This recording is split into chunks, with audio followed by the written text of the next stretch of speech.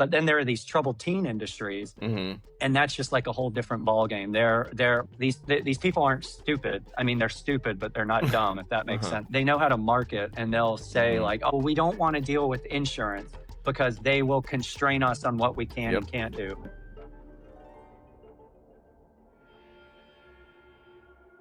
Hello, and welcome back to Retrieving Sanity with your podcast host, Keegan, and this is your podcast for all mental health, addiction, recovery issues, and topics. And I got a question for you real quick.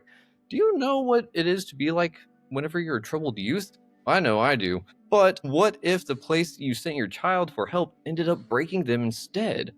Well, Corey Jentry survived the troubled teen industry, the system that turns trauma into profit, and he's now exposing the truth and helping parents, educators, and professionals recognize the red flags to help others avoid a similar or worse fate. So, Dr. Corey, how are you doing, my friend? I'm doing very well, Keegan. Thanks so much again for having me on the show and being so gracious with my technical difficulties. So I really appreciate it. Of course, my friend, and that's the thing, is that technology is as wonderful as it can be. We love it, but there's so many things wrong with it at the same time. We have these expectations of it. Whenever they don't follow expectations, we get really mad really easy. And I feel like that's kind of similar to like teens, because they're growing up and parents have this idea of who they want their child to be, but maybe they're not following their expectations and suddenly they're troubled. And is that kind of how it goes? Or let's hear your story. That's a fantastic segue and a great conversation starter, Keegan. So thanks so much. And I do think that is a lot of really a lot of what happens is, when we talk about teenagers or the teenage years, it's almost as if we're talking about it as if it's a mental health diagnosis in and of itself. And being a teenager is not a mental health diagnosis. It's just, it's a stage of development. It can be and often is for people like me, it can be a very difficult part of the developmental phase of becoming an adult or transitioning from childhood to adult. And a lot of that can be really exacerbated by a lot of external variables, like what kind of families the individual is coming from. That can have a huge impact on teens as it did for me. I came from a very rurally poor family in the deep South, and my mother was also mentally ill. You grow up in a combination of, extreme rural poverty and extreme mental illness within a dysfunctional family system anyway. And that in and of itself is going to make what is already a very unpleasant experience going through your teenage years that much more difficult. And in my case, I definitely think that was the way you beautifully put it with technology. Is we have this kind of idea of what that developmental process and that kind of evolution of a human being should look like. And we get a lot of these so-called, particularly these days, a lot of these with the advent of the internet and social media and just mass communication in general, you get there's a lot of noise out there, and there's a lot of people that I would say don't really know what the fuck they're talking about, but they because they say it with such conviction and such force, people are like, oh, they must, just because they believe it, that must be how it is. So we kind of buy into a lot of these ideas on development and what, teenage behavior should be and what it shouldn't be. And for my parents, in addition to being very poor and my mother me growing up with a very mentally ill mother, there was a lot of, in the rural South, there's a lot of kind of doctrine, I would call it. My family were very involved in the church and in the fundamentalist Christian movement. So that kind of informed a lot of what we were growing up in. So, when I started using substances and exploring, alcohol and, engaging in sex and all that stuff, a lot of Christian families where I'm from, they have the very, very similar reaction. They're like, oh my God, the devil's got this boy. Yeah, exactly. The devil's got this boy. So we're going to throw holy water on him and pray and then send him away somewhere. So I started getting in trouble at like a pretty young age because, when you're poor, and this was, pre-internet, pre-everything. I was born in 1982. So by the time I started, using and getting into all that stuff, it was the, mid 90s, like 95, 96. Yeah. People just didn't know what they didn't know then. So I started getting in trouble, and, my parents already were not thrilled with me to begin with. And then I started getting in trouble and because I didn't, fit into the molds and whatever, then you throw substances on top of that. And it was just a real a real kind of mess. I started getting in trouble and a variety of things happened, but looking back on it, it was all very manageable. And looking back on it and having worked in the teen world now for over almost 30 years, I've seen a lot of kids come and go in and out of treatment and kind of watched them develop over that time. And, teenagers are just kind of assholes. I mean, I don't know a better way of saying it, but if there's if there's like and unfortunately being an asshole also isn't a behavioral health diagnosis. It's just kind of like, well, that's kind of how some people are, Yeah. And I certainly was not pleasant, I think is a diplomatic way of saying it. But my parents didn't want much to do with me. And then come along a friend of mine who went into this troubled teen treatment program, and he was kind of his name was Kenneth. He was kind of the resident screw up of the friend group. I think every friend group has one of those guys that like they're always getting in trouble. They always get caught. Yep. Their parents are always like catching them in the middle of something. And that was just Kenneth. And he went away to one of these places, and then he came back skipping one day and was telling me about all these attractive young women that he had met in this treatment program. And for a hormonal 15-year-old boy, I was like, you mean there are hot girls there? What do I got to do? How do I show up to this party, right? And looking back on it, it was really kind of a marketing ploy that the treatment centers would utilize a lot. It was like churches would do with outreach. It was like they would have kids go into schools, and they would be like they would essentially share their testimony, and then other kids would become very attracted by it. They would go to these youth groups or these youth treatment meetings. And when I showed up, I grew up in this rural trailer park. People, we were constantly being made fun of because we didn't dress like everybody else. We didn't have the same clothes as everybody else. Everybody drove these really nice cars. I drove like a beat up 1984 Nissan Datsun that had been wrapped around a tree. So my uncle had like banged out the bed, and it had like, wooden 2x4s as like a truck bed. And so it was just a ghetto mobile. And then I rolled up to this church where all these kids were at, and they were driving like, Land Rovers and Mercedes and stuff like that. And just, cars that were nicer than my parents' cars. And I was like, oh my God, this is crazy. And all these like beautiful young girls and stuff come out, and they're like, oh, we love you. And they give you a hug. And I was sold. I was like, oh my God, yeah, sure. And then the next thing I knew, I was sitting down with these substance abuse counselors, and who were like 20 years old at the time. But to a 15-year-old, a 20-year-old is like, God. It's like, oh my God, this person knows everything. They're 20, they're no longer a teenager. And they really just kind of put their hooks in me. And because of the family environment that I was in, and my mother was in and out of mental institutions, and she had tried to kill herself on numerous times. And my dad was just kind of a workaholic. And he just didn't want to be around it all, so he kind of escaped through work and just doing what a lot of men in my part of the country do. Is they just put their heads down and don't talk about it, and they just are like, well, we'll just grind through this. And so when I got to the treatment program, I was casually using cannabis and drinking on the weekends. And I was getting in trouble and stuff like that, but so was everybody else that I kind of grew up with. But when I sat down with these treatment folks, one, they were so attractive to me because the lifestyle was just it was such a juxtaposition to anything that I had ever seen before. I mean, I never even went to the parts of town that these people lived in. And then the next thing I know, I'm sitting in a living room that's like bigger than the trailer that I live in. And oh man. And these guys are they're all wearing nice clothes and telling me they love me and they want to hang out with me and stay at my place. And where I had grown up before, it was pretty common, and I had gotten used to it at that point, where people I would make friends or, try to make acquaintances growing up, and it would be all well and good until people found out where I lived and what my parents did and stuff. And then it was like, well, Corey can come and stay at our house, but you can never go stay at Corey's house. But here they just did not seem to care. They were like, no, we'll stay at your place. And they were like, oh, you live in a trailer? That's so cool. Nobody ever said like no one ever living in a trailer park is cool. But I was just kind of like a white trash anomaly. I don't know, that they had never seen before. So they were kind of fascinated by me. And I loved it. And then they were talking about substances and a bunch of other stuff. And I really wanted to fit in with these guys. So I started exaggerating and lying, what most teenagers do. Yeah. And, the next thing I knew, they were telling me like, man, you're a drug addict and an alcoholic. And the interesting thing wasn't that. The interesting is that found a very creative way to kind of pin all of my life's problems on my addiction to alcohol and Really? substances at that time.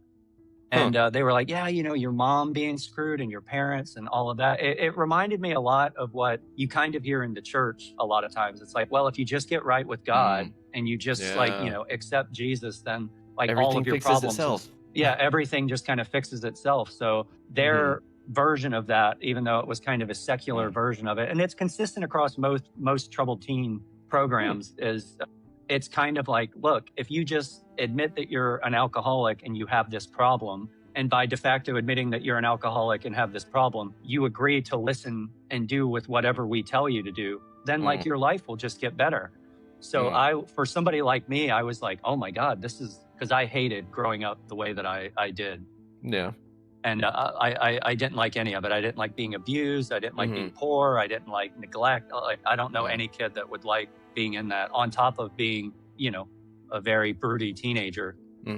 So I was like, wait a minute, you guys are telling me if I just come here and hang out with you, then like all of this shit's going to get better? Like where do I sign? What do I have to do? For me, it was kind of a ticket out of the situation that I was in. So, we had all those conversations and stuff. And then the next thing I knew, I was being admitted into this treatment program that was not free. So I still to this day do not know what my parents did or who they stole from or borrowed from or whatever to get me in. But I kind of joke around.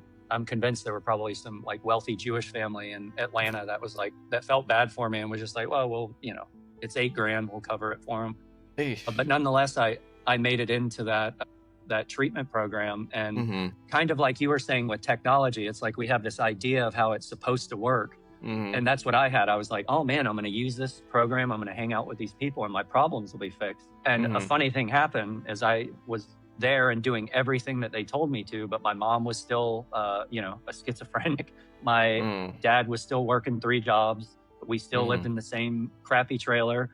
I still had all of the same emotional problems that I had before. I still had the same learning disadvantages that I had before.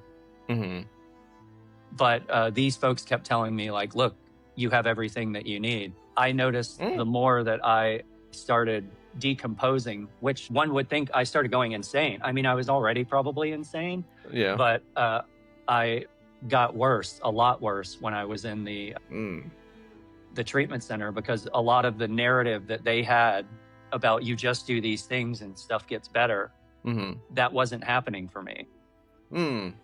It was like really nice stuff if you were an upper middle class white kid from like a privileged family. Yeah, I'm sure if you just stop doing drugs and your parents will go, and kids were getting like new BMWs for literally a guy in my treatment program, his parents, after he got like 30 days clean and got out of outpatient, his parents were like, we're so proud of you. We bought you this like brand new BMW and everything. What? Oh yeah. And I got out and my dad was like, yeah, forgive me for saying this, but it was like, so effing what? Who gives a crap? Like, you know what I mean?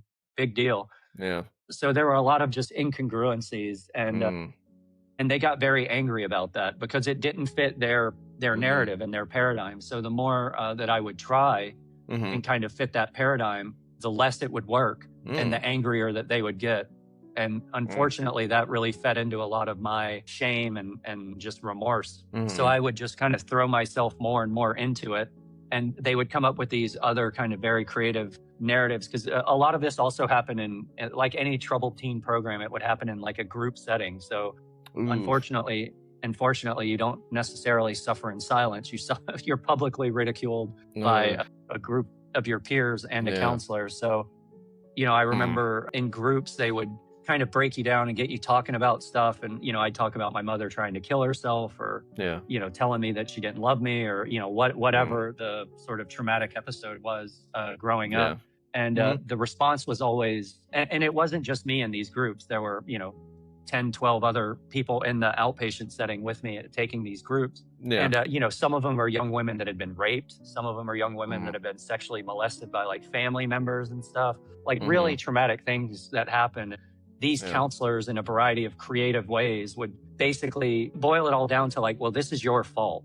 But basically with the women, it was like, oh, well, if you weren't so sexual or you didn't act like such a whore, this was literally something I heard in a group meeting. It was like, oh, well, if you weren't such a whore and you didn't sleep with all these different guys, then maybe you wouldn't have got raped. Or The with, fuck? an instance in my case, it was like, well, if you weren't such a little dickhead when you were 5, your mom wouldn't have, busted your eye open and locked you out of the house. And it's like, wait a minute, I was 5 years old. So they were quite creative and clever at like kind of breaking you down. And the idea behind it was that the more they could break you down, the more compliant you became. And a lot of time in treatment programs, they're particularly troubled teen treatment programs, which I'm happy to unpack. They're very good at breaking people down into a state of compliance. And for them, that is progress. The more compliant you are, the more progress that you make. So I equate it a lot to a lot of these programs. It's very much like getting someone to shut up by duct taping their mouth closed. It's effective. It works. But when you take the tape off, whether it's after 5 years, which was my case, or 30, 60 days, they're probably going to have something to say. Yeah. So I had a lot to say, and still do, unfortunately. A lot of that was kind of given to me, or I was indoctrinated with that kind of ideology. And I managed to stay in that troubled teen program from the time I was 15 until I was 20.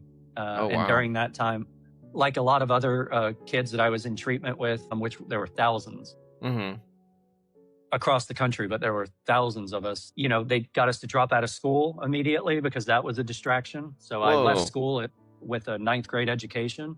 What?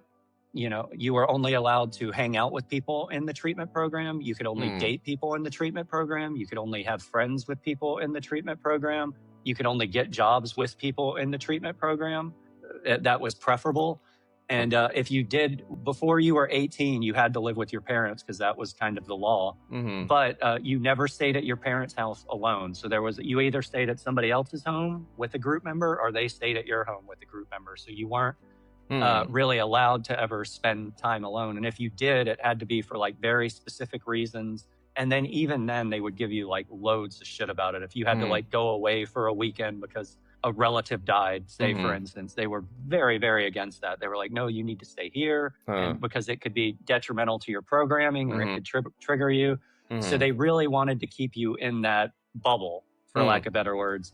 One, because it's way more effective for programming. They call it programming. I call it indoctrination, but same thing. It's essentially what they were doing. But the other reason is, it's just that level of control. And again, compliance. The more compliant you are, the more they were like, great, you're doing what needs to be done. Yeah. But the problem with that is that everybody eventually has to get out of treatment. Everybody does eventually. And after 5 years of being there, I really wanted to be a counselor. That was like the creme de la creme in the program. But when I I quickly found out that because I did come from the background that I came from, even though they all said they didn't care about, like, no, we don't care about your money or your background or whatever. It definitely was a barrier to individuals becoming counselors in the treatment program because their model, they didn't go after poor kids like me. I kind of was an accident that just wound up there. Most of the kids that I was in treatment with, their parents were very, very upper middle class. Like there was a kid that I was in treatment with, his family owned a series of like national restaurant chains that are still prominent today. And before he got to the treatment center, they had spent like $1 million on him in different types of rehab and stuff like that. So they really go after like high net worth families and stuff. So that was kind of another feeling of difference, for lack of a better word, was a lot of these kids, you had a problem and they could just kind of throw money at it. And that was it. And when I had a problem, it was like, well, just get it together, man. You know, what are you going to do? And I was like, oh, okay. Man. So, and then one day they just were like, hey, we think it's time for you to leave. And I was like, what are you talking about? And this was after being there for like 4 years and some change or something like that. And they were like, yeah, we're going to give you, I think it was like a month, maybe 2 months, where they were like, yeah, we're going to give you a transition time of like 2 months or something like that. And then, and then you guys are going to be out. And we were like, oh, and it was just a terrifying feeling. Cause again, I had no money, no friends other than people in the group. I had no education. I had no marketable skills of any kind, because the only jobs you would do were these kind of, work at a coffee shop or, whatever. So I had no real, even though coffee shops back then weren't even really a thing. It was like a hot dog stand or a dishwasher somewhere. Yeah. So I came out with no skills, and then they just sort of dump you into these 12-step meetings, which was like AA, recovery. I was 20 years old at that time, and everybody in the treatment program was roughly my age when I was there. It was like between the ages of 12 to like 18, 19, 20. So it was like adolescents and young adults. And I was living with a group of peers at that time who were all my age, and we were all in the group together. So it was like a bubble, a community. And then all of a sudden, one day you're just out. And I was going to AA meetings and stuff at the time. And all of these guys were at least like 20, 25 years older than me. So I had no point of reference. The stories that they had about drinking and stuff like that were just, horrendous. You hear these like just crazy stories about guys living under bridges and drinking their life savings away and their kids and families away. And I was like, yeah, I drank like a few times in the back of a pickup truck, and I got drunk. Like I can count the times I got drunk, on both my hands. But because I was in treatment, they were like, oh, well, you're an alcoholic and a drug addict. And I ended up staying in the recovery world for like 20 something years after that. Oh, wow. Yeah, just because I was like, oh, well, they said I was, and they also said, like, if you ever touch drugs or alcohol, you're going to die because you're a drug addict, and that'll mean the death of you. So I was like, oh my God. So I went insane, quite literally, after I got out of that. I mean, I probably wasn't a beacon of sanity to begin with, coming out of that place. And even the folks in AA and NA were like, yo, this kid is spooky. Like, this is weird. Like, what's going on with it? And it's pretty bad when people in AA are like, yo, you're pretty weird. That's not a good sign. So I came out, but all the people in AA, they were alcoholics, and that was their total identity. So they were like, oh, well, you must be an alcoholic too. So I was like, okay, sure. I'm an alcoholic and a drug addict. So I kind of hung around, and during that time, it was just hell. I mean, I don't know how to, for like 2.5 years, I was very suicidal, like every day, very suicidal. I wanted to take my life. I was just, I couldn't work. I couldn't function. I kept having these like massive emotional upheavals and mental breaks. And finally, after a few years, a doctor that I knew in AA kind of pulled me to the side and was he really saved my life and became kind of a mentor of mine. He was like, look, kid, you're fucking nuts. I don't know a better way of telling you this, but like, you're insane.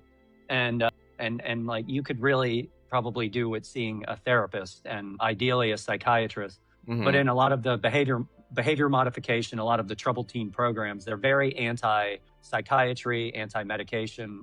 They have their own dogmas that they kind of engage in. And I came out, so it took me years even after that to agree to see a therapist and then agree to see a psychiatrist and stuff like that. So I decided, instead of doing all that, I was just going to leave the country. So by that time, I had kind of started getting into school and stuff like that. And I was like, look, this place is crazy. I can't get away from these people and my family. And I knew that I was just in a bit of a like kind of a crabs in a bucket scenario where I was like, all right, I'm in this situation, and no matter how much I keep trying to climb out, I just keep getting pulled back into it. So I need to just get out of this area in any way that I can.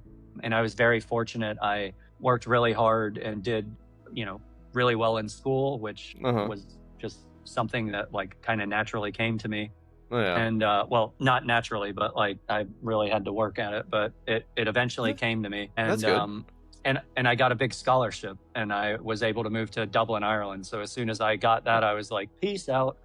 I am getting out of here. And I managed to stay in Europe. I did my bachelor's, and I did 3 master's degrees, and then I did my PhD all in Europe. Wow. European universities and institutions. So, and I was very fortunate to go to like some of the best schools in the world over there. So it was really kind of a blessing. And for me, Europe saved my life in a odd way, because I needed to kind of get out of the just indoctrinated world that I was in. Whether it was AA or the Deep South or kind of all of that. It sounds kind of crazy talking about it this way, but it's the only way I can explain it, is I had a lot of voices in my head that weren't mine. And they were all telling me what I should do and what I shouldn't do and how I should be. And they were like the counselors from this cult treatment program, or like the culty people in AA, or my parents or the church or, whatever. And I eventually was like, okay, I gotta get out of here. And Europe was kind of refreshing for me because it's just such a secular place. Yeah. That's really kind of void of a lot of that. They kind of had their go with Christianity and all that. And they were like, all right, whatever. And it's still there. And it's a part of the, everyday life, but it's just not like a doctrine that it was a lot more secular. And it was also nice because it kind of took a lot of the shame out of my experience, because when I would talk to friends of mine about it in Europe, and I went to very good schools, and they were very international environments. So I was there with like kids from China and Russia and the Middle East, and a lot of Europeans from all over the place. Yeah. So I made friends with them, and I would talk to them about my experience, and I'd be like, yeah, I don't drink. And I was in this like weird treatment program, and it turned out to be a cult and whatever. And instead of everybody being like, in America, everybody's like, oh my God, I'm so sorry that you went through that or whatever. And in Europe, they were like, oh my God, you're so American. That sounds so American. That would never happen in Europe. It was kind of this like almost novelty story that people didn't seem to care about. And it kind of helped me accept it in an odd way. Yeah. So on a subconscious level, I think over there, I just kind of close that chapter of my life as like, okay, this was just like a weird, very weird, like, 10-year period of my life from like 15 to like 24 or whatever it was. And I was like, I'm just going to close the book on that, and we're going to forget about that, and we'll just move on. We'll just pretend like it didn't happen, and we'll just move on. So like the rest of my 20s and into my early 30s, I was in Europe. I had moved to London at that time. I was doing my PhD, and I decided to study adolescent. I got really interested in how kids become indoctrinated in a variety of different environments. Imagine that. But I was looking at it from a political lens. So I really got initially I was going to study law, but then I decided to go into political science and international relations, and particularly a subset of economics called behavioral economics. I was really interested in like notions of Nash's equilibrium and human behavior, and how a lot of it's not rational. So I really got into a lot of that stuff. And I started studying terrorism, and I started studying how kids in conflict zones become radicalized. They, end up getting indoctrinated by these narratives that are, either political or social or religious in nature. Through that kind of indoctrination process, they end up crossing a line. And what I was really interested at is like the process which brings them to that point of crossing the line, and then really looking at a variety of ways where you can kind of bring them back from that precipice and kind of over into a more moderate form or disindoctrinated form of thinking. And that was what I did my PhD on. And and then in 2017, I decided to move back to the United States, and was working in a completely different field. And then decided that I was working for Rolls-Royce Motor Company at the time, actually. Oh, wow. I was doing marketing and advertising for them with a lot of their Beverly Hills and Southern California locations. Yeah. Huh.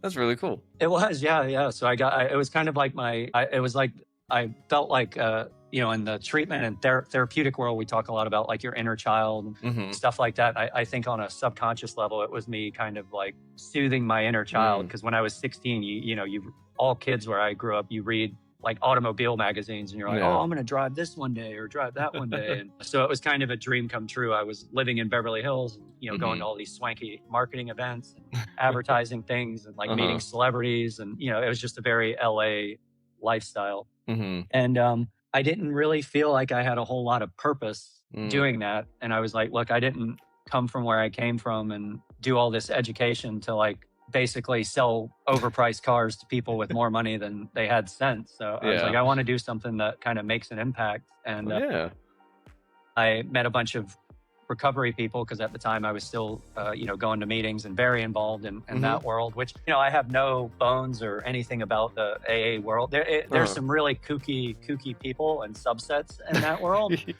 But there's also a lot of really good people that really, really are in my life today. I will love them forever. They saved my life.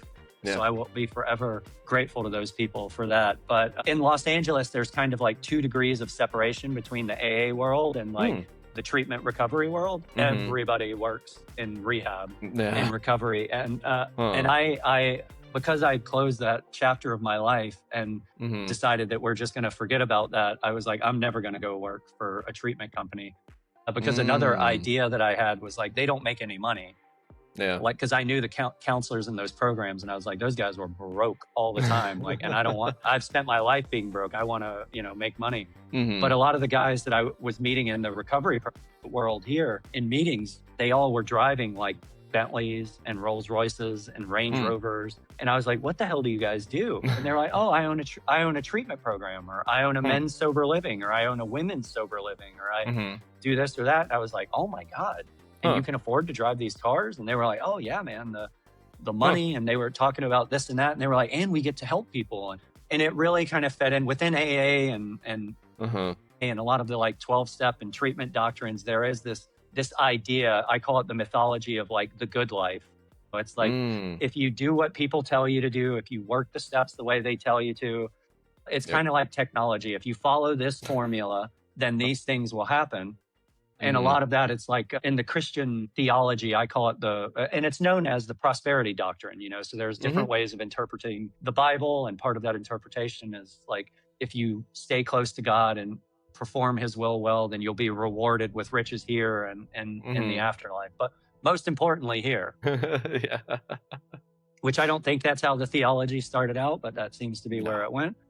And it's very much the same in the like 12-step and recovery world. It's like, you can tell if you're doing good because you're making it. And the treatment world really, really buys into that. So these guys were making it. And I was like, well, I want a little piece of that. And I naively kind of thought like, yeah, we'll change lives and make a lot of money doing it. And so I started going into the field with that kind of intention. And then, I quickly learned that there was something very different going on. And that was really what kind of inspired the idea and the premise for my book, which is Selling Sanity, which anyone, if they're seeing this, they can see it behind me. But it also started a big journey for me on working in the recovery world, having been someone that went through the troubled teen industry and then kind of came out of it, left it, and then oddly enough went back into the treatment world. It was very educational seeing it from a different side, because I just saw it from the side of a patient. And, when you're a dumb 15-year-old, you don't know anything. I didn't know anything. Also, I had a 9th grade education.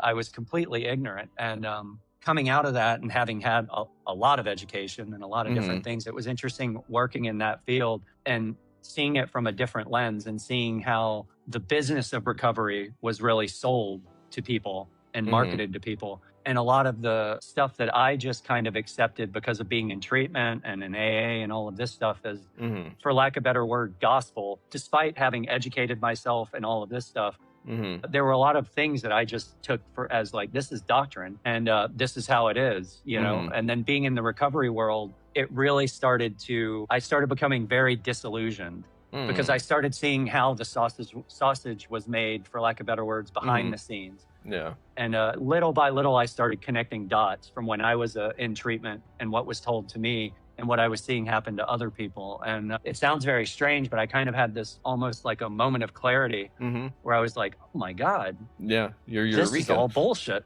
Yeah, I was like, oh my God. These people are all full of shit. Like they have no idea what they're talking about.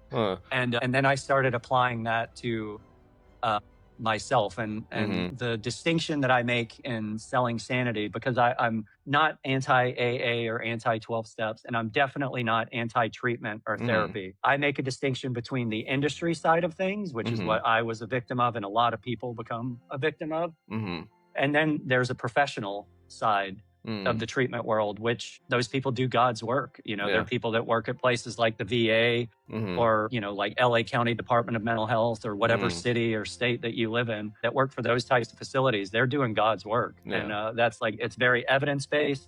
It lacks a lot of doctrine and stuff like that. It's just very like, there's a scientific underpinning to it that is void of any kind of like doctrine, for lack of a better word. And there are like very clear levels of certification and stuff. But on the industry side, a lot of what is pawned off as and sold to people as like sanity, for lack of better words, treatment, and like, oh, this is therapy and this is what you do. And this is, I would say like 80% of it is not grounded in anything scientific. A lot of it comes most of it on the substance abuse side comes from the 12-step movement, which is great. Again, it like works for a certain population of individuals, and it's effective, but there's no scientific evidence to support AA. There have never been any like long-term longitudinal studies done on the efficacy of Alcoholics Anonymous or anything like that. So there's not like a whole lot of data to really support the science. And if you look at the overall outcome measures of programs like Alcoholics Anonymous and stuff, it's like 1 in 40 people get sober and stay sober. So, you know, I would never go see a doctor that had a 1 in 40 success rate. You know what I mean? If it was like, yeah, 39 out of every 40 people die when I operate on them, I'd be like, I'm not gonna go see you, dude. I need a different doctor. I'm gonna definitely go for a second opinion. But unfortunately, and then a lot of these treatment programs, they really have the same kind of outcomes measures. They'll beef it up with a bunch of different stuff, and it's a little bit better than AA. Maybe it's like a 10 to 20% success rate, depending on what program and how you do it. But maybe at best you'll get like a 40% success rate. But again, still, that's like, okay, 6 out of the 10 people I operate on die. That's still not great. Like, it's still not great. Even at 50-50, I'd be like, you know, depending on how bad it was. Working in the field and kind of seeing the, you know, how the business side of it works, both from like a unit economic side to like a more systemic macro side, as well as really getting to know a lot of the characters in the field. Like 80% of the, and when I talk about this long rant that I've been on, when I talk about the troubled teen industry, it's a very specific subset of the overall treatment world. Now, I would say in the overall treatment world, about on the commercial side, 80% of it is just, you know, garbage. I don't want to go as far as to say it's garbage, but it's like, I would say it's in that like 40 percentile thing of like the success rates and stuff like that. And there's a lot of reasons for that. A lot of it is because behavioral healthcare as an industry and as a whole is a relatively new discipline. You know, addiction studies and stuff like that. There's a lot of room for growth and for science to come in and really start looking into it, which they're doing and making like great strides now. There's a lot of really cool like research and studies that are doing that are really promising right now. But still, as a whole, the like commercial profession is, you know, I would say it falls within 80% of it falls within that like 40% kind of success rate field. But then there are these troubled teen industries, and that's just like a whole different ballgame. They're most of them are completely private, so they only take commercial insurance. Most of them still are cash pay based, and they say a lot. You know, the ones that's funny on the treatment side, because these people aren't stupid. I mean, they're stupid, but they're not dumb, if that makes sense. So they know how to market, and they'll say like, oh, we don't want to deal with insurance because they will constrain us on what we can and can't do. So for anybody that's looking for treatment, that is red flag number one, is like, oh, no, we don't want to deal with insurance companies because it's a thing.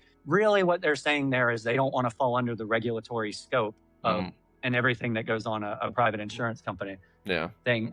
Two, a lot of the reasons that they will only take cash and they won't take commercial insurance is because commercial insurance simply will not pay for most of the stuff that they do, because commercial insurance will only pay for practices that are deemed evidence-based.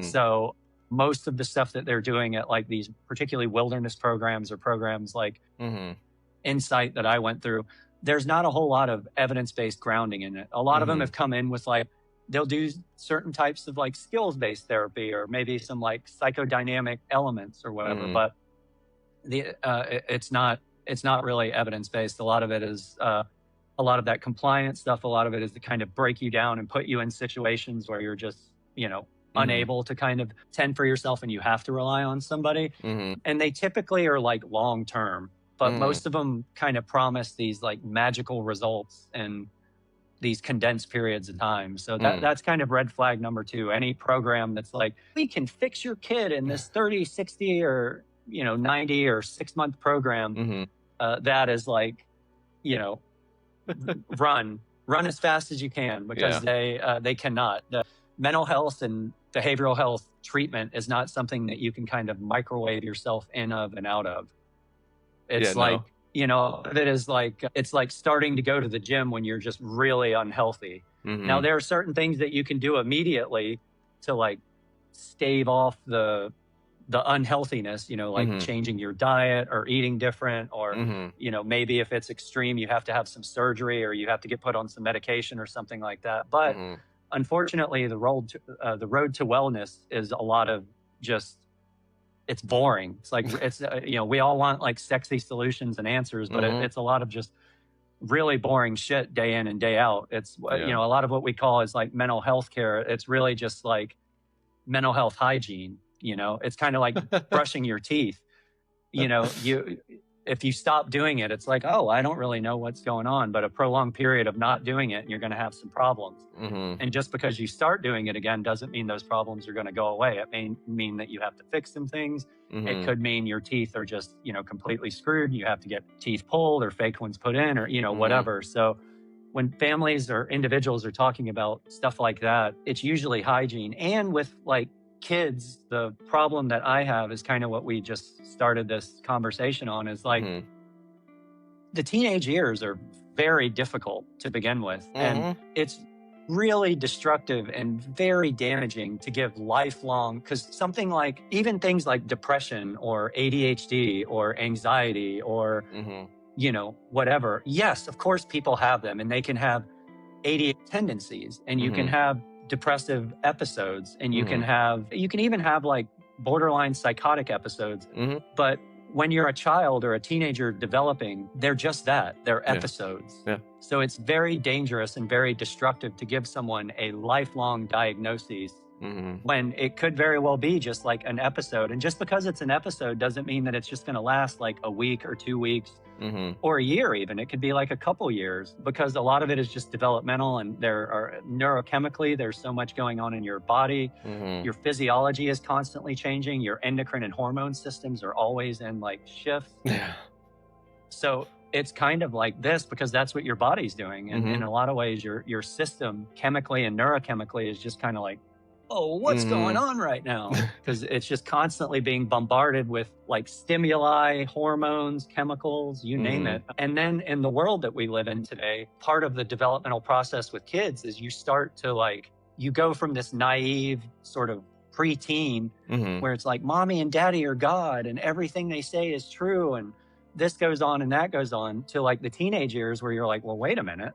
Like these people don't know what they're doing in the world. All these ideas that you have, they just don't start making, there's a lot of incongruency, and you start to have to, most of what the teenage years are is you reconcile your ideas with reality as they are. And good therapy is really just, and good teen treatment or any kind of treatment really just helps us to kind of reconcile our notions of our ideas of what the world is to some reconciliation with what reality of the world actually is. And the reality of the world is that, stuff happens, you get mad, you get sad, people die, people get angry, people do stupid things, you do stupid things, it's a very messy, non-linear process. But because in like teen treatment and these ideas, we really like to map things out in a very linear process. And we're like, this is this and this is that and whatever. So you get all these like experts that are coming out on like, this is what it's like to be a teenager. This is what it's like there. And I can tell you, as a teen, or the hundreds of teens that I've worked with and talked to, the first thing a teenager is going to say when you talk to them about any of these paradigms or theories, they're going to be like, yeah, but I'm different because. and then it becomes an argument. And then what most of these programs and what we call therapy or working with kids is just essentially an argument between you being like, no, you're not different, and then this kid being like, no, but I am different. And most adults or therapists or whoever really get frustrated when they can't win the argument. Because teens are very good at being like, and you're supposed to do that. It's like part of the identity formation process. You're kind of planting a flag in the ground and being like, this is who I am. And it doesn't help that process when you have a bunch of adults gaslighting you around you, being like, no, you're not, you're this, or no, you're not, you're that. And, the reality may be, you very well may be this or that or whatever, but that is nobody else can tell you who you are. That's something that you as an individual have to come to on your own. And good therapy, good treatment, good psychiatry, good care is really just facilitating people on that journey so that they can kind of come back to like, this is who I am. And really that's been my journey. in a very messy way. That's been everybody else's journey. And, I really wrote my book, Instilling Sanity, to talk about that. One, from a male perspective, because so many of these discussions are from the female perspective, and men suffer so much from behavioral health disorders and shame and guilt and remorse. And particularly these days, I don't, want to get on the violin thing, but it's very hard to be a male in this environment, in this world that we live in today. Yeah. And it's very hard to be a teenage male in this environment and this world that we're living in today. And that doesn't mean that it's very easy to pathologize that kind of stuff and turn being a guy into a pathology of itself, or being a teenager as a pathology of it itself. And I just fundamentally disagree with that. And I think that telling men's stories and hearing other people share their stories and experiences is so important, because, that's who it was, other men and women, but other men that talked about their really messy and kind of screwed up past. And I was like, oh, thank God, it's just not me. Yeah. You know what I mean? I'm not the only one. I'm not the only one that feels that way, or I'm not the only one that's been that angry or that alone or that depressed or that suicidal or whatever. And there's a component with men, and particularly men in any kind of treatment or mental health environment, where there's so much shame that is piled on. And then and then you're supposed to turn into this almost, I don't know, asexual individual. And real manhood is you're supposed to be this asexual human being that just feels good all the time and has compassion for this and that and whatever. And it's that's ridiculous. That's so ridiculous. There are some days where I want to kick my dog. I don't, but there are some days where I'm like, God damn you, what did you do? And then there are other days where I'm just well, life's pretty good and whatever. And I think it's so important for narrative and storytelling for people to, to just hear that and to realize that we're all struggling, and we're all in this crazy thing together. And for me, it was very important to give the male side of the story for that. And also in Selling Sanity, I really wanted to not make it about me, because if there's anything I've learned on this journey and in this life, is it's not about me at all, is really connect that to a bigger story. Yeah. And that's what's going on in the troubled teen industry. So there's a little bit of what I say can just shed some light on what's going on and educate families on, not necessarily not sending your kids to treatment, because I think there are some cases where people do need to go to treatment. Yeah. But just, I tell everybody, if you're going to send your kid to treatment, you should look into a treatment center the way that you would look into a college or university for your child, because it's going to have way more of an impact and than any school or university ever will. Because it's really going to do a lot around identity formation, either in a positive way or in a very negative way. So, a lot of what my book and what my advocacy and general work is just educating families and showing them what to look out for that are red flags and things to, run away from. But then also what to look for. What is good therapy? What is good treatment? What does that look like? Yeah. And, not just from a anecdotal standpoint of oh, well, this was my experience and that must make it so. There's nothing scientific or evidence-based about anecdotal life experience. It's helpful in a way, but there's nothing inherently empirical about it. So really trying to attach my life experience and unpack that into a more empirical narrative. Okay. Yeah, I love that kind of thing, because it's really highlighting that there's a much bigger issue going on, and it really does take all of us contributing a little bit to help tackle it, because not one person can do it on their own. And if they could have, you would have already done it while you were in the program, I'm sure. Totally. Yeah, exactly. And I noticed even in the treatment industry, and this was a big impetus for my book and just the work that I do generally, is there were a lot of people in the treatment industry that really disregard all of these survivor stories and these narratives that are coming out. And it's something I've noticed a lot, and it's very easy to do in the treatment world, because you're dealing with people that come in with problems. I had problems. Yep. Nobody gets into those programs without having some kind of problem. So it becomes very easy when those people get kicked out of the treatment program, or the treatment doesn't work, or whatever. These programs don't take any personal responsibility for it. It's very easy to just be oh, well, it's because he's crazy, or he's a troubled teen, or he just can't get with the program, or he's not willing, or, whatever, which is infuriating, because it's okay, well, if you guys are operating out of a 1 in 40 success rate, or a 50-50 success rate, don't you think it would behoove you to take a look at the process and the things that you're doing? Maybe it's not just the kid. Yeah, of course. Like, you know, folks like Paris Hilton, who I have the utmost respect for, and I know people that were in treatment with her, and you know, folks like me, and the countless of other folks that have written. I know most of these people, and I know their stories, and I know people that were in treatment with them, and were there. And yes, they were troubled kids. Yes, they probably were a pain in the ass. I know I was when I was in treatment. Yeah. But that doesn't mean that they were crazy, or that the things that happened to them weren't wrong. Yeah. Or that those people didn't make massive mistakes in there. And unfortunately, I think it's a byproduct, and it's something that really ends up harming people, because in these treatment programs, they're just like, oh, well, it's not us, it's this person.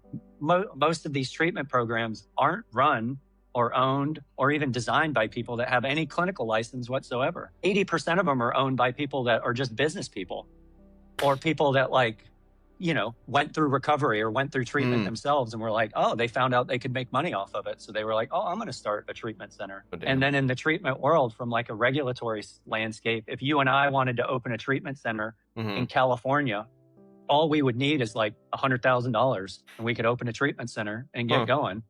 Wow. And, you know, the profit margins on those treatment centers are about 30 to 50% profit on investment. So that's why people are dumping money in them. So you get these like business guys, or just people, whoever, they're like, oh, I want to open a treatment center. And then they open a treatment center. And then most of the clinicians that are in those treatment centers, they're not even licensed clinicians. They're like associates, which is like the equivalent of an intern resident at a hospital. Oh, no. And then, unlike a hospital, it's not like the doctors are right there supervising them. They're, you know, online somewhere, and they check in with them like once or twice a week to like pop in. And they're also supervising like 50 or 60 other treatment programs.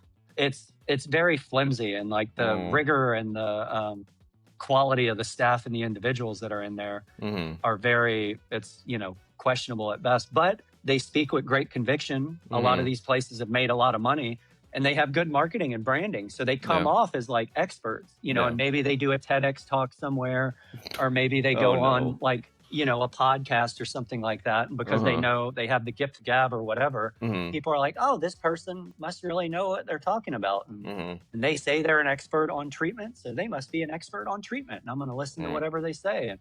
And I'm here to tell people, like, question them. Rigorously question them. Question me. I mean, I'm a triple master's PhD, but I'm not a clinician. I'm not a therapist. I tell people that, you know, regularly. So I cannot and will not give you advice on therapy, but I can put you in touch with some very smart people that are therapists and legitimate that can give you advice. Yeah. So that's kind of the mission of, you know, what I'm doing here, and just my way of helping people retrieve and maintain their sanity.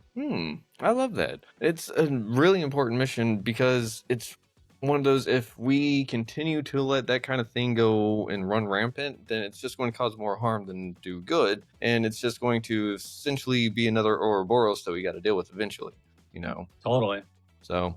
Yeah, I mean, something I love telling guests and stuff, it's just kind of interesting fun facts. In the United States, this gives you just an idea of what that industry is like. In the United States, we spend about $4 trillion a year. Depending on who you ask and what data you're looking at, it's like between 4 and 5 trillion a year as the size of the US healthcare economy is what we spend on healthcare in a year. What of that $4 or $5 trillion, take it, behavioral health and addiction treatment only accounts for between 3 and 5% of that total spending. What? But it only accounts for 3 to 5% of the total spending. But that small little 3 to 5% section of the healthcare industry accounts for almost, depending on who you look at, but it's roughly about 20% of all healthcare fraud. Whoa, that comes from this one little section. That's pretty bad. Oh man, that is not good. Yeah, and a lot of it is just because of lack of regulation, lack of standardization. Some of it's because, you know, it's a relatively new industry and stuff like that. But you know, a lot of it is just because of the lobbying on behalf of a lot of these treatment programs, and then just kind of the deregulated nature of the U.S. healthcare system in general. Yeah. It makes it very easy for these types of individuals to kind of thrive, because Mm-hmm. even if you and I say, and this happens all the time, say you and I do decide to open a treatment center in California, we get $100,000, we're going, Mm-hmm. we're ripping and roaring. And then the state comes in and is like, oh my God, you guys are like scamming insurance companies, you're body brokering, which is like paying kids to come into treatment and then paying them to relapse so they'll stay in treatment, which happens all the time. What? Oh, it's grotesque. It's terrible. Oh yeah. They pay for flights and stuff like that. Oh yeah. All these people care about is how much money you have or what kind of insurance you have. And if you have really good insurance, if they run that insurance policy and they see that it's like a banger, as they call it, and they know exactly how much money they're going to get from you a day, they will waive everything. And not only will they waive everything, they will pay for you to come to treatment. Wow. Oh yeah, they'll waive your deductible, they'll buy your plane tickets, all of that stuff. And it's not because they care about you or because they think they can help you. It's because they know what they're going to make off of that insurance policy. Same with cash. And they get very flexible on like what they will and won't treat and stuff. So like it's completely crazy. But say that we did that, started a treatment center in California, and then the state caught up with us, which it happens all the time. Yeah. They do after a couple of years, and they'll be like, look, you can't, we're going to close this place down. You can't do that here. Yeah. Okay, that's fine. Me and you, we just take the money that we earned and we go to Texas. And we'd be like, all right, we're going to open up a treatment center in Texas. And there it's like 10 times easier than it is in California. Keep doing the same thing. And then eventually when we get caught again, they'll fine us or, do whatever. And then we just say, oh, well, you know what? Let's move to Georgia or Oklahoma or Tennessee or whatever the next state is. And they just like go and go and go. And there's no repercussions for them to like start up a treatment center or do anything. It really is an idea of like, oh, well, the market will take care of it. The market will take care of it. And it's like the market is not taking care of it because all the crooks are in cahoots with each other and nobody wants to upset anybody else because they're all making money. Yeah. So it's just bananas. Yeah. It's kind of feeding off that whole idea that you can't sell actual healing because it's not sexy in itself. Because it's actually hard as hell to do any proper healing in a sense, and you're never really fully healed. I think it's a continuous journey of like reclaiming yourself, refinding yourself, remaking yourself, whatever it is. I think it's an everyday process kind of thing. Whenever we sit here and we go, oh well, we can fix it. Well, you just gave me a timeline, and I'm sorry, but that timeline doesn't necessarily actually work in real life because their time is just a construct anyways. It's just more bullshit that we were indoctrinated with. Yeah. Well, and like everybody's development is different. It's like everybody has a different approach to learning. Yep. Everybody has a different approach to like emotional maturity and that is why things like therapy and, developmental psychology and forensic psychology and psychiatry and stuff like that exists, is because they're not perfect, but they do have they at least have a decent framework on how to structure that. And, and it's, you said it beautifully. It's not sexy at all. And it's not like a linear thing. And the other like frustrating thing is that we act like we don't know what to do with it all the time. Yeah. It's like, oh, well, we don't know what to do. And that's where a lot of these like alternative treatment programs kind of come up with stuff, is they're like, but we came up with this new thing and it's really great. And the reality is it's like community-based mental health methods, we already know that they work. We just don't like to fund them because they're expensive and they're time consuming. Yeah. But like what I could list off at least 20 or 30 organizations in Los Angeles that are funded through the LA County Department of Mental Health, and they work. Yeah. They're expensive, but they're labor intensive, but they're very effective. And these people are working with the poorest, most disenfranchised individuals in the country. But it works. It works really, really well. The VA, for instance, I mean, in my opinion, the VA is like the gold standard for behavioral health care. The problem with the VA, because it's all evidence-based, they're amazingly trained. They have like fail-safe after fail-safe, but the structures in the VA are expensive. Yeah.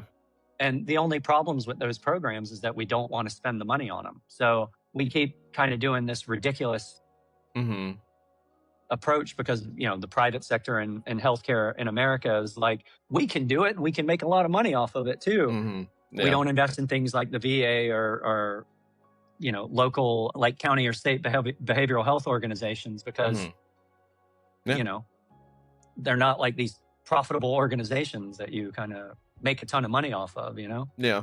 I think it has to go with the fact that it's not very profitable, it's not very easy to market, and it kind of goes along with like if we fix them, then we can't make more money off of them. And there's also that premise that kind of goes along with, well, they're not worth it if they're mentally ill because obviously they were morally corrupt in the first place, so they're not worth Totally. saving. And I think that that's kind of the mindset that a lot of people have. And that's why trying to break the stigma of mental health is the way to go in some regards, because if we can get the person that thinks that mental illness is not actually an illness, but just like maybe make it to where they can go, oh, they're having a mental health episode, or they can be like, oh, I remember the day that I had a breakdown because I got fired and had grandma die and my dog got ran over in the same day.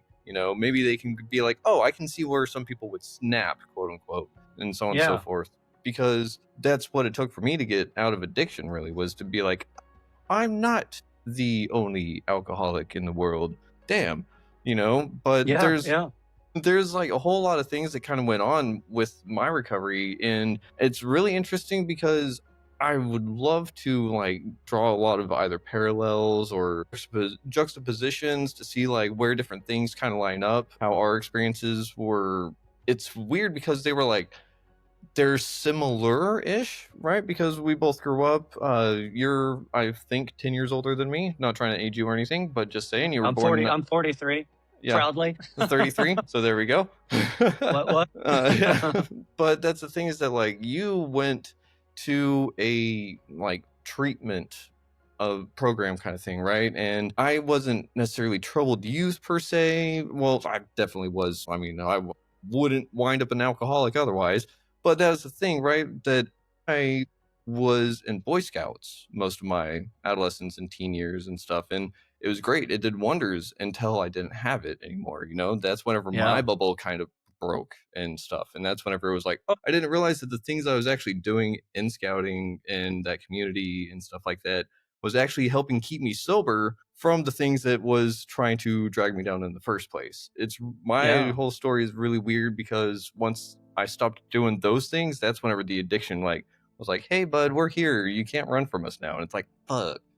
So no, and I think you said it beautifully with the it's a sense of belonging. And I think as much as we all particularly in America, humans love to we're individuals and we do this and we do that and whatever, but our biology and evolution has not advanced that much, and at the end of the day we are a pack animal.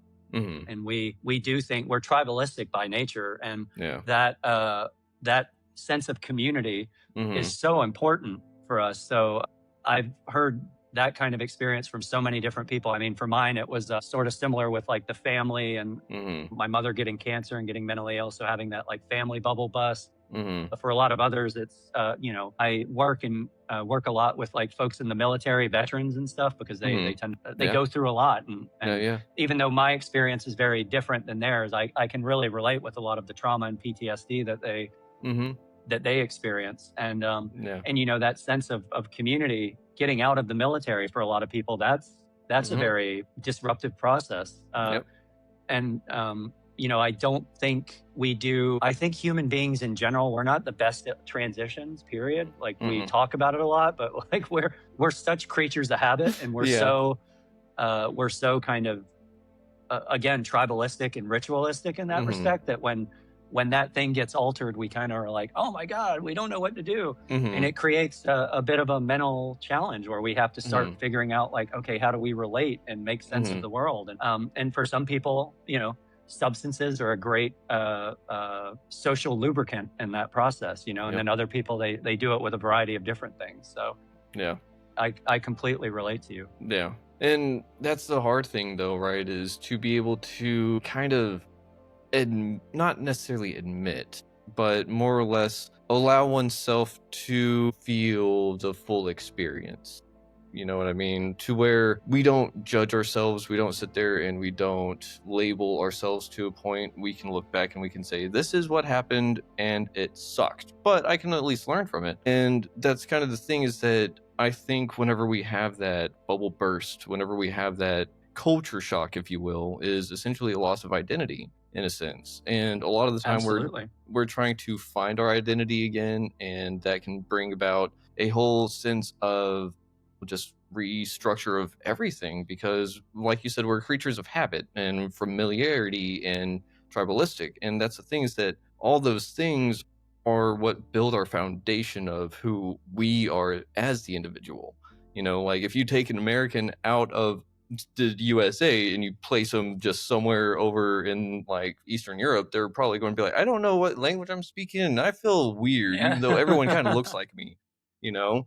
And Totally. it's kind of the same thing. Like, we're going to have to learn these different things. And you're right, the transition is one of those things that we can look forward to it, but it's kind of like getting on a roller coaster, like you're strapped in and you're going up and you're like, never mind, change my mind, change my mind. And then a lot of us, kind of like you said at the very beginning, we cross that line at some point, right, for ourselves. But a lot of the time we're kind of pushed over that line, I think. And Absolutely.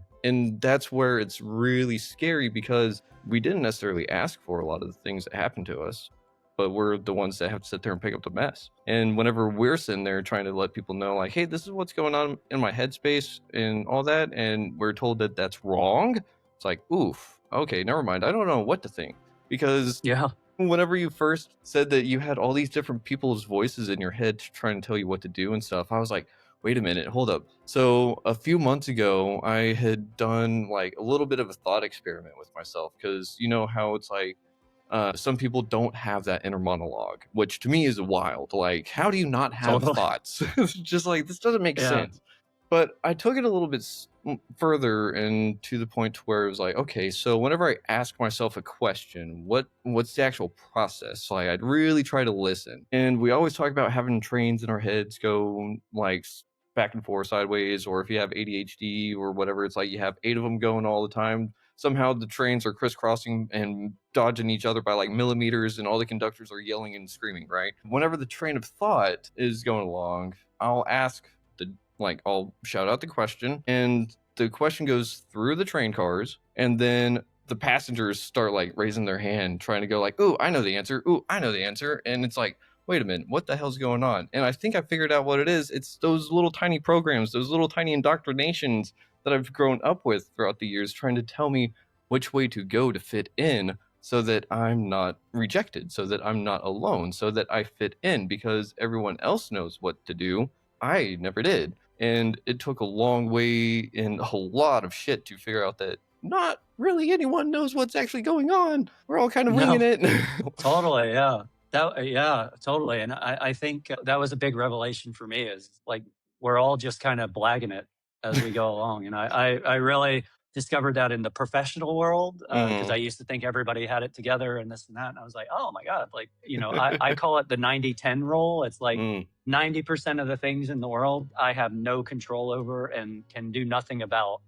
But the little 10% that I can, Yeah. I only have about 50-50 control over the rest of that 10%. You know what I mean? So it's kind of like a lot of that's just up to chance, if that makes kind of any sense whatsoever. So we all just, there's a beautiful Ram Dass quote. I was talking to my fiance about it last night. It's, we're all just walking each other home at the end of the day, and I think that's so true. And, some of us are lost as fuck on that journey home, and some of us have kind of an idea of where we're going. But for the most part, we're all just like walking in a direction and hoping, and I think that's like, it's allowed me to take a lot of pressure off of myself.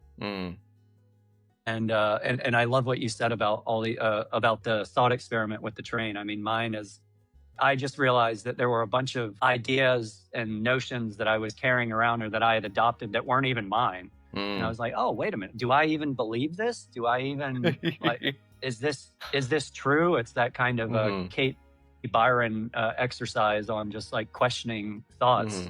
It's like, okay, is this thought true? Do I know it's true? Wow, what would life be like if this wasn't true?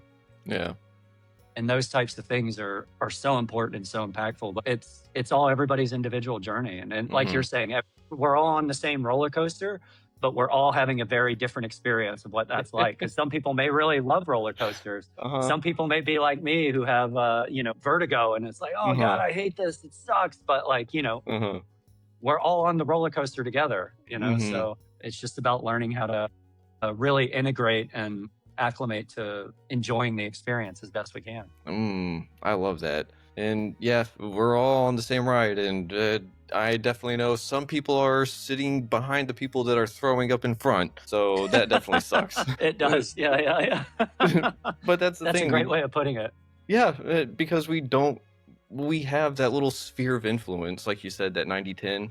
And even within whatever is within my sphere of influence, I can only really influence. I'm only capable of this right here. Everything outside Totally. of this is up to fair chance and luck. And Totally.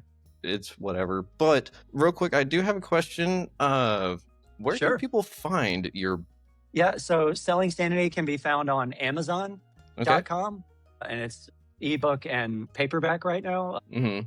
I think sometime in November I'll have a audiobook version out. And then if anybody Okay. wants to chat with me personally, I can always be found. My name is spelt very uniquely. So as far as I know, I'm the only Corey Gentry spelt the name that my name is spelt in the world. And you can find me on CoreyGentry.com.